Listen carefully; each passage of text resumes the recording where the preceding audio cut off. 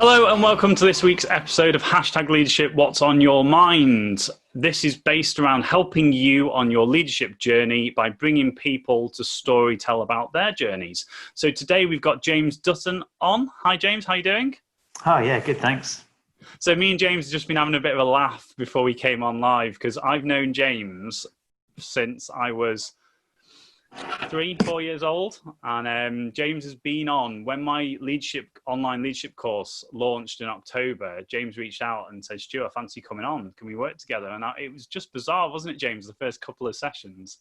Yeah, it was weird. We used to rollerblade around together and play football, and James's brother Matthews. We're all very good friends. So on there, we know the format. It's 20 minutes, James. It's a conversation. We want to know everything about your leadership journey. So I'm going to hit go. And James, introduce yourself to everybody. Tell them a little bit about you and what you currently do and your journey. Thanks, Stu. As you said, I'm James Dutton. I'm currently a director of a construction and property consultancy firm called DRP. We very much specialise in assisting clients who are property developers, so in sort of new build refurbishment projects. Largely a technical background, I suppose, is where we come from. It's the sort of knowledge, technical experience in terms of build contracts, how buildings are putting together, the surveying content. We're all chartered surveyors, I suppose, by background. So it's been an interesting journey, really, and part of why I got in touch with yourself, moving from coming up through the ranks, learning the surveying and building trade, into the directorship sort of role, and then taking on that position, moving away from the technical, knowledgeable expert work, and then trying to establish a team and lead that to make sure everyone's doing what they should be doing. To the correct standards, and sort of we're all moving in the same direction, really, both as a company and individuals. Yeah, that's really good. So just as you were talking then, something came up this week, and it's kind of, when something comes up and then you hear it loads and loads, and I'm starting to say it as well. It's very much what you just said then, that the skills that got you here are not the skills that are going to get you there. The skills that got you here are obviously great foundations, but then also what you just said then is your awareness is great, because obviously where you're going is a whole new realm, isn't it? Like leadership is a different ball game. Yeah, absolutely. So tell us a little bit. So one of the questions I always ask is when did leadership come on your radar? Are you aware of when your leadership started to manifest itself? Where were some of the things you did before that you now look back and think, actually, yeah, that was leadership? Yeah, I suppose it starts, again, coming through companies that your job role and your title is quite descriptive in that sense. You go from the surveyors to project surveyors, senior leaders, directors. So working in more of a corporate environment, you get tagged, I suppose, in that sort of management capacity, perhaps more than a natural leader. But I think it's trying to move or make that switch from a manager that sounds quite oppressive, and you're given this is a set way we do things, and you've got to manage other people in doing that. And we're a much smaller firm in terms of how we've set up. There's 4 or 5 of us in terms of employees. It's wanting that leadership to come through rather than management, especially micromanagement. So I think that's where you become aware of that role. And then as I've stepped into the directorship and moved into this smaller, company that we've started up and moved forward with, that's where I've perhaps paid a bit more attention to leadership and how we want to create this positive working environment, take a fresh look at it, and then see how we can move away from that micromanaged type process, engage with our employees a little bit more, give them responsibility, some accountability, so everyone is effectively working together to achieve the same goal, and that in turn will help efficiency, productivity, and ultimately profitability, really. Yeah, that's really good. It's great to hear you put it like that as well. I was laughing because you mentioned the word twice that people cower at, that micromanagement. So micromanagement is a thing, isn't it? So what's your How do you micromanage well? I think, again, lessons learned from how I've felt in the past, micromanaged and people looking over your shoulder and checking everything you do. You don't want to bring your best to the table. You know, you're kind of confined to what you think you should do. There's no trust in that relationship. So we've tried to embrace a bit more of a two-way, again, probably picking up on some of the buzzwords from obviously your course and previous episodes in communication. So opening that two-way communication with people, empowering them to feed into the company, how they think it could be run, how, you know, is there any improvements that they see, letting them lead meetings, internal team meetings, giving them that engagement and responsibility, and ultimately have a share in that company moving forward so that they gain something out of it as well. Yeah, fab. So you mentioned about those buzzwords in the course, and I just want to, something reminded me of something when you said that. So we talk about self-awareness quite a lot. And I remember when we were taking you through the 3 months on the course that you used to say to me that things just like, we used to cover something on the course and you'd be like, sure, it just came up all the time that week. It was quite relevant. Yeah. And again, that's that thing that where we focus our attention is where we find those things. So going back to the basics of, if you're negative, you find negativity. If you're positive, you find positive. On the course, you were experiencing the fact that the topics we were covering. So tell everybody a little bit about that, because it was quite funny, wasn't it, at the time, that you were like, Stuart, it seems like you're on my shoulder all the time. Yeah, it's weird. I suppose they're things that you sort of know at the back of your mind, a lot of the leadership. You know, you have this vision of what you think a good leader should be and what you should be doing. But it's that realization or that focus, you know, doing a course or something like that, you know, investing in your own time, you're able to take a step back and just see how it's relevant and how it does actually impact it. And you sort of see a little bit more, you know, there in front of you, rather than it just kind of being caught up in the, you know, the general day-to-day goings on, and how time slips away, really. So, and again, so as you're talking, I keep remembering loads of things that we went through, because it's been a couple of months, haven't we? And obviously we've had in the current situation of filming this, we're a couple of weeks behind, but we're coming out of lockdown, COVID, etc. So we're ramping back up again. So tell people about time. So I know that's been one of your big things, and I was going to ask you about what the challenges that you've had in leading, but let's just go specifically for time and some of your experiences of really efficiently using the time to invest in your development. Yeah, I think time, as you said, is probably one of the major factors moving into it that I was struggling with, I think, from a leadership point of view. You know, again, coining your buzz phrase, we're all get very caught up in the busy being busy type approach, especially moving from the fee earning role that we had in the past, or I've undertaken. So you're busy undertaking the work, you know, building and developing relationships with your clients, and you just get very caught up and quite reactive in what you're doing. So things are just popping up and they're sort of bogging you down in a way. So taking a step back, really, and just looking at how can you manage that time better? How can you be on top of and in control of those situations and meetings as best you can, really? So we, you know, from the course and taking a look at that, from the internal meetings point of view, we sort of meet once a week, and you can get caught up in just really chatting about all sorts of things, and that time isn't used very efficiently. So, you know, we'd sit there and be kind of brainstorming, really, for want of a better description, for a couple of hours, and you come out not really having achieved, you know, what we want to know. You know, what's going on that week, who's doing what are the risks to the company, and away we go, and we can move on. And I think it's been quite topical at the moment because we've been forced out of doing that. In the current situation, we've switched to Zoom or, you know, Skype meetings.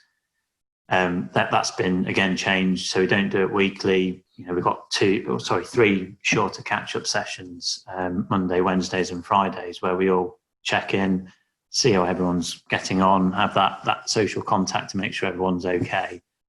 but we seem to be a lot more targeted and focused in, right, this is what we've got to do. It's a quick catch up and we move on. So I think, it's probably going to change the way we certainly look at things. And I think a lot of people will in the future as well. Do you know what? That's really good to hear that, because I know we did some quite challenging discussion topics around how we were going to implement things, and that's really good that that's kind of naturally happened. You sort of alluded to it, but is that something that you're going to drive forward and make sure that continues to happen? Yeah, I think so. So the format of the meetings that we were almost forced into in a way has really helped, and it works quite efficiently and stops this sort of stagnant feel where we're just sat up in that, here comes the weekly meeting type approach. We all know it's a quick 10, 15-minute call. You're on Zoom, you can be grabbing a coffee or something at the same time almost. It didn't really matter if you're working from home or in those environments. So it's taken that obligatory feel about it, and it's a good time to see someone a bit, even, almost face to face, I suppose. Do you know what I was just laughing? I think we've all had that experience. It's one of the things I talk a lot about with people that are in big corporates, about that, just the body language and the exhale of air when it's like, it's another meeting. Or I've even, we joke about that we're having a meeting for the meeting. One of my clients said start of this year, it was like, we have meetings for meetings for meetings. And I was like, that's just taking it to another level. I was like, let's dig into that. And that took a good call. So tell me about some of the challenges you've personally experienced with having this new role of like leading people, because we're in the currency of people and building relationships to help the business. So tell us a little bit about that.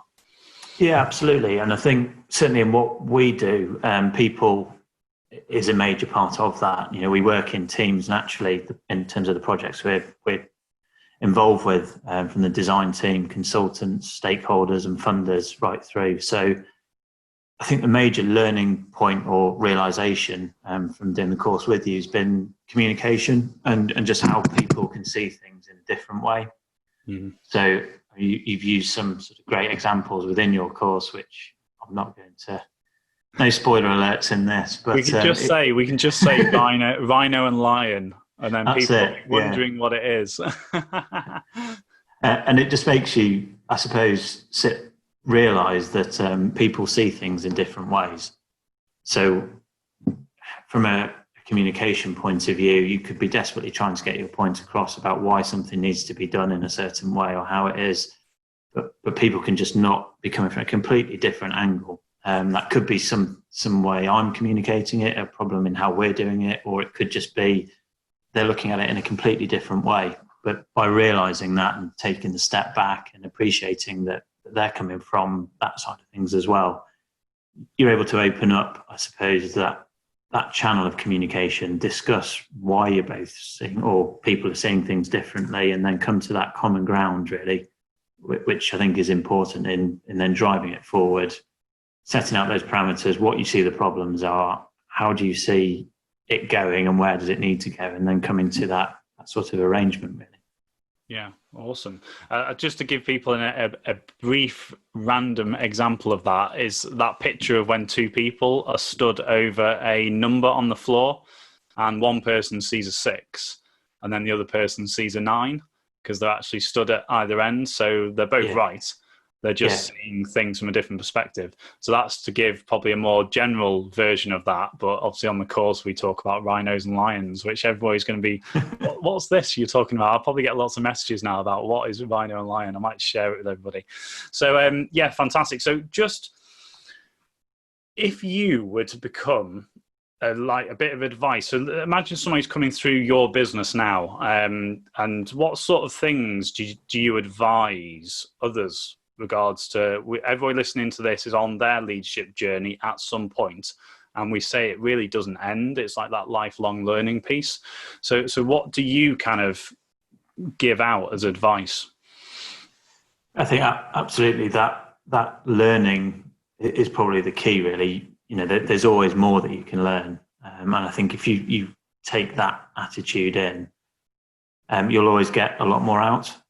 There's always someone that does things in a different way. There's just continued development, really, and you can forever be doing that and bettering yourself and the rest of the team that you work in, and ultimately the company, really. So I think taking that time, step back, looking at the bigger picture, and then investing in yourself, acknowledging that there's lots more to learn out there, embracing that, really, spending a little bit of time, because ultimately it will pay dividends in terms of how efficiently you work, the profitability and efficiency of the company, but also your own mindfulness, really. You can gain a lot out of it, feeling control or in control and on top of what you're doing on a day-to-day basis as well. Yeah. I was just thinking then about, I know there was so much that you implemented throughout, because 3 months was quite a long time, isn't it? But it breeds that consistency. Are there any other things that you put in to implement in your team, and not necessarily on the course, just since you've been on this journey, anything that's significantly you've put in and been like, that's had an impact, or things that haven't had an impact? Yeah, I think the message of accountability sort of rang true with me, really, from my own personal development point of view, I think, as well, on that journey. You mentioned it sort of early on, having this little stew almost on my shoulder, just knowing that we had a catch up, and if we haven't done what we've discussed. So it's that self discipline, really, of recognizing an awareness that something needs to be done. And I think it's very easy to slip and get caught up in that day-to-day routine again if you don't have that level of accountability. Yeah. So both personally, applying that to what I do on a day-to-day or weekly basis, but also then passing on that accountability to others, within the team, so that they have roles, responsibilities. For instance, one of our surveyors is looking at a series of templates to do with one area of the business. So it's to do with contracts. We have set templates, what we do, but they need updating quite regularly to keep in line with statutory and regulatory compliance. So we've tasked them with doing the research and looking into it and coming up with the new template. So it's just having that bit of involvement and feeding into the company, being accountable for part of it, and them feeling engaged, then hopefully fantastic, productive. Good. So again, I've just remembered something. So we spoke this morning about you'd listen to some of the other podcasts, which is great. You get a gold star for that. But I also remember when we were going through about some of the group coaching sessions that we did, and having the other people that were on the course in, and I don't know whether you remember, but do you remember the session we did? And we had like a topic we were going to talk about in our own businesses. But I was really empowered and really inspired myself by bringing you guys together. And just tell us a little bit about listening and learning from others, and how that has impacted you or sort of made you think about your leadership. Yeah, I think everyone has their own experiences, own journeys and own stories, really, and it's taking that awareness and again attitude of you can always learn something. There's some really interesting people out there that want to share and have their own experiences, and they can be applicable to your own life in so many different ways, really. Yeah, I remember as well, because I sat back and I think there was 5 of us on the call, and all 5 people were from completely different industries, but they were getting quite interesting similarities in their challenges, in their current, like, dealing with their day-to-day roles. Yeah, it's again that leadership, and I suppose the leadership as a role or as a function. I suppose I don't really know the best way of describing it, but that's applicable to everything we do, isn't it? It's not specialist in the field that you work in. There's principles there that can create an effective team and working environment that can be applied to so many different scenarios. Suppose the similarity is we are all dealing in the currency of people. That's the leadership. Exactly. Yeah. So that's quite funny how sometimes people that realization that you can learn a lot from lots of other people around you. You don't have to stay in your lane, let's call it. Yeah. So Yeah, just quickly, we've got 1 minute left. 1 minute left. I told you 20 minutes went quick. It does fly by, doesn't it? Role model. Okay, so who do you look at regards to leadership? Who are you? It can be somebody that we don't know. It can be somebody in your business. You don't have to name them. It can be sport. It can be high performance. Who are you looking at for kind of, I like that. That's good leadership. I think necessarily is, rather than it being individuals or people, it's perhaps a little bit more fluffy than that, the way I've seen it maybe. I think passion really helps. You know, if you see passionate people, they're enthusiastic about what they do and how they engage people. I've seen, say, speakers, for instance, at some seminars and events, and the way they can engage and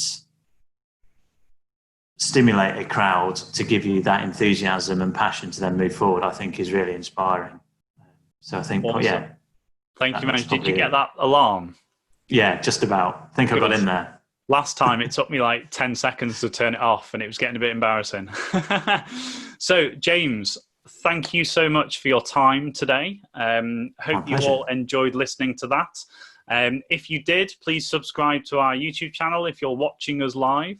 Not live, recorded. And then if you're listening to us on your podcast provider, make sure you hit us a review and follow the channel. We've got somebody coming out every week at 6 o'clock in the morning, every Wednesday. And you don't have to be up at 6 o'clock. That's just when it gets launched. But I know we have some early birds amongst us. So James, have a fab week. Thank you very much for your time again.